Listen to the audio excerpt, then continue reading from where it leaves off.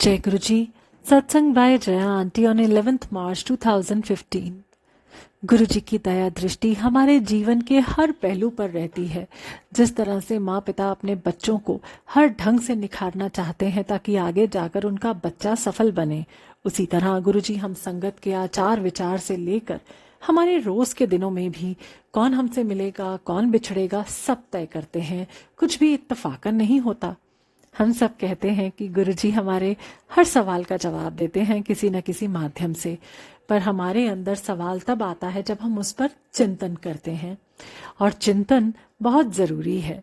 चिंता नहीं करनी है कि क्या ठीक है या क्या नहीं ठीक है, चिंतन करना है, जिससे कि हमारे अंदर की आत्मा की हम धीरे धीरे सुनना और समझना शुरू करें।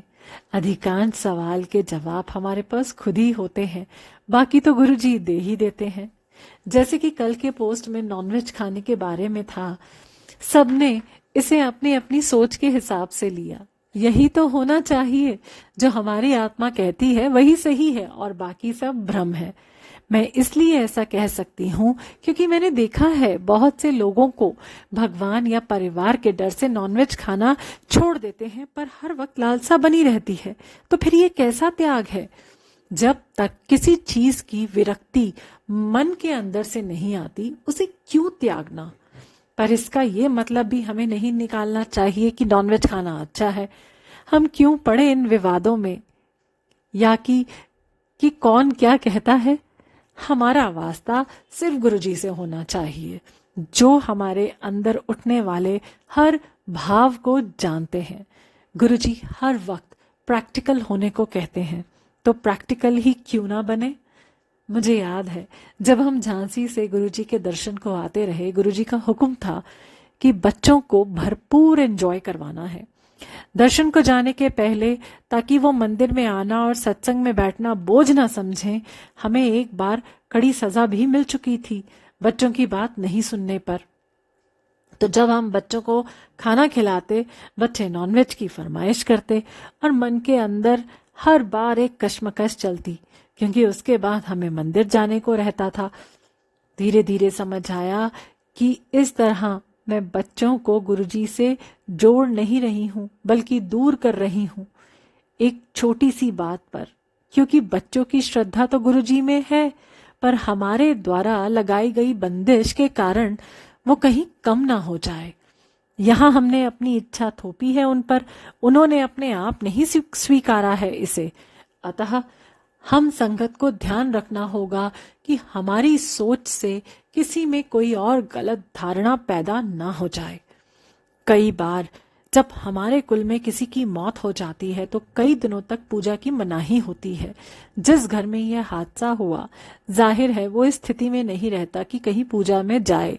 हर धर्म में उन दिनों में आत्मा की शांति के लिए पूजा घर में ही होती रहती है, पर जो दूर के रिश्तेदार हैं उन्हें क्यों नहीं करनी पूजा?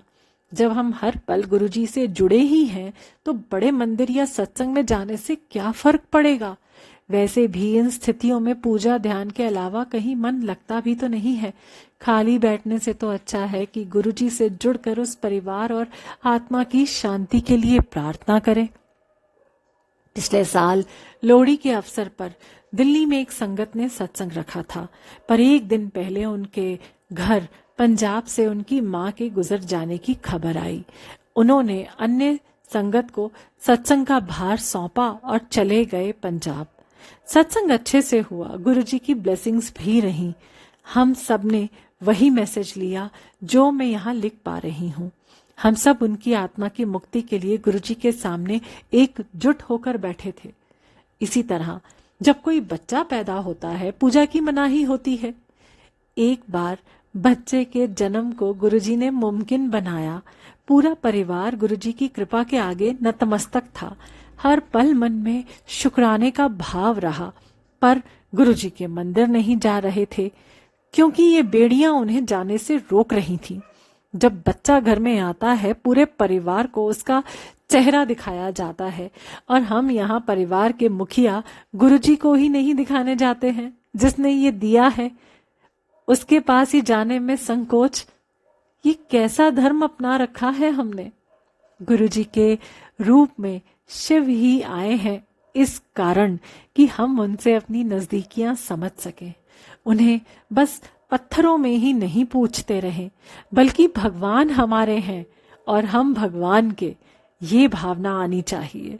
तभी तो हमारी सेवा को, सोच को सही दिशा मिलेगी। गुरुजी हम सबका उचित मार्गदर्शन कर हम संगत का कल्याण करें। जय गुरुजी।